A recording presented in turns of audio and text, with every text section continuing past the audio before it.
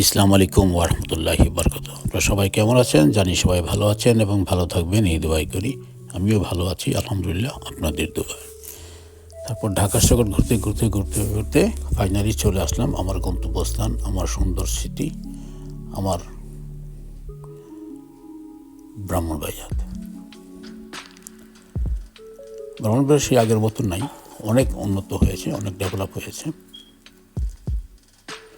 এখন গন্তব্যস্থানে যাচ্ছি শহরের উপর দিয়ে। তারপর রেস্ট টেস্ট নেব, একদিন পর থেকে আবার শুরু হয়ে যাবে ঘোরাফেরা এলোমেলোভাবে। দেখি কত দূর যেতে পারি আর কত কিছু আপনাদেরকে শেয়ার করতে পারি। চেষ্টা করব, যদিও অনেক কাজ আছে তারপরও কাজের ফাঁকে ফাঁকে কিছু কিছু সময়টুকু বের করে নিব যেন ব্রাহ্মণবাড়িয়া সিটিটা আপনাদের মাঝে ধরে তুলতে পারি। আমার ব্রাহ্মণবাড়িয়া অনেক পুরানো একটি শহর এবং অনেক ঘনবসতি, প্রচুর মানুষ।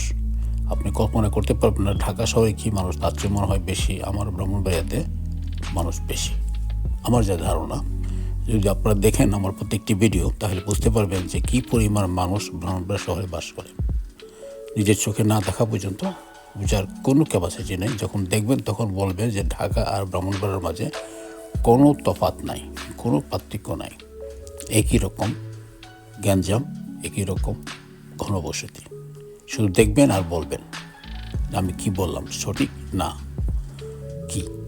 ঠিক আছে, চলে যাচ্ছি নিজের বাসায়।